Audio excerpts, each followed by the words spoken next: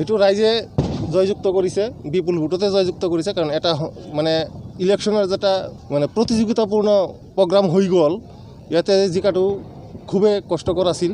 কাৰণ কিছুমান প্ৰাৰ্থী চাৰিকোণীয়া প্ৰতিনিধিত্ব হৈছে যদিও তথাপি যে ৰাইজে মোক ভোট দি জয়যুক্ত কৰিছে, তাৰ কাৰণে ৰাইজক শলাগ লৈছোঁ আৰু তেওঁলোকক প্ৰণিপাত জনাইছোঁ। জিতাৰ পিছত ৰাইজক কি কাম কৰি দেখাব?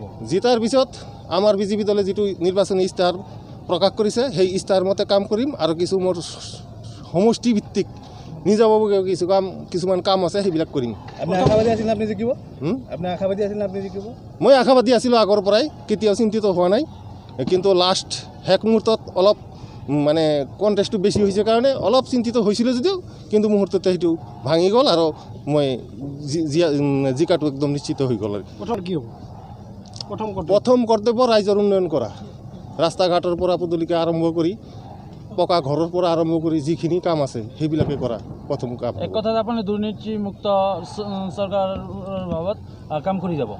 হয়, এক কথাত সেনেকুৱা দুৰ্নীতিমুক্ত সমাজ চৰকাৰৰ লগত দুৰ্নীতিমুক্তভাৱে কাম কৰি যাম, যাতে ৰাইজে সকলো সা সুবিধাখিনি 100% পাব পাৰে।